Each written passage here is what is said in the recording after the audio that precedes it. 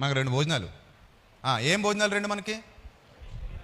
ఒకటి శరీరానికి, రెండోది ఆత్మకి.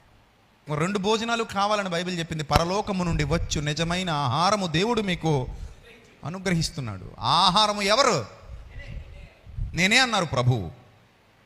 నిజమైన ఆహారం మోషే మీకు ఇవ్వలేదు నాయన, నిజమైన మన్నా మోషే మీకు ఇవ్వలేదు, పరలోకపు మన్నా నేను ఇస్తాను మీకు. నన్ను అందుకే దేవుడు పంపించాడు. నన్ను తినువాడు అన్నాడు, నా వాడు మరణించినా జీవిస్తాడన్నాడు. మరణించినా వాడు ఏమవుతాడట? జీవిస్తాడట. నన్ను తినండి అని చెప్పాడు. అందుకే మనం ప్రతి సెమినార్కి మీ అందరికీ అర్థం అవ్వాలని ఒక టైటిల్ పెడతాం. ఏమని పెడతాం? అక్షయ ఆహార వితరణ సదస్సు అని పెడతాం కదా. అక్షయ ఆహార వితరణ సదస్సు అంటే అక్షయ ఆహారం భుజించడానికి వెళ్ళాలి. ఎక్కడో ది బెస్ట్ రెస్టారెంట్ అని ఇన్స్టాగ్రామ్లో బాగా పబ్లిసిటీ చేశారనుకో, ఒక్కసారి వెళ్ళి వచ్చేస్తారా? వెళ్ళరా? ఈ మధ్యకాలంలో అలాగే వెళ్ళిపోయిన వాళ్ళు చేతులు ఎత్తి చూపించండి. ఎంతమంది ఉన్నారు ఇక్కడ? వెళ్ళరా? వెళ్ళలేదా? నిజం చెప్పండి. వెళ్ళరా? మటన్ ఏం కావాలి మనకి? ఏం కావాలి? మటన్ దమ్ బిర్యానీ. ఏమండి? ఏం బిర్యానీ? మటన్ పాయా బిర్యానీ అంట, మటన్ దమ్ బిర్యానీ అంట, 4 AM బిర్యానీ అంట. ఒక్కసారైనా ఇన్స్టాగ్రామ్లో బాగా పాపులర్ అయిపోయిన హోటల్స్ ఈ మధ్య అది ఒక పెద్ద వ్యాపారం అయిపోయింది.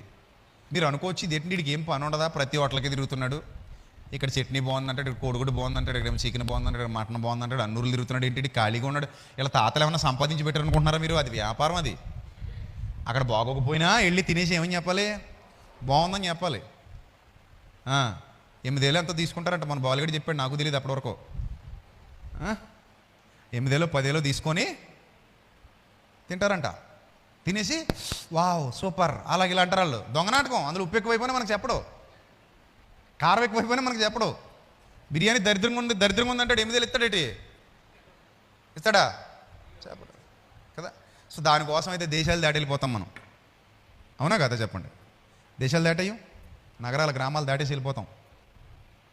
కానీ దేవుని వాక్యం, దేవుని సన్నిధి అనిపించేసరికి ఎందుకులండి, వెళ్దాం లైవ్లో వాసన చూసేద్దాం. ఎందులో చూసేద్దాం వాసన? లైవ్లో వాసన చూసేద్దాం అనుకుంటాం మనం. ప్రత్యక్ష అనుభవాలకి పరోక్ష అనుభవాలకి వ్యత్యాసం ఉంటుంది ఎంతో కొంత. అవకాశం లేనప్పుడు చేసే పనులకు, అవకాశం ఉన్నప్పుడు చేయగలిగిన పనులకు కూడా ఏముంటుంది? వ్యత్యాసం ఉంటుంది.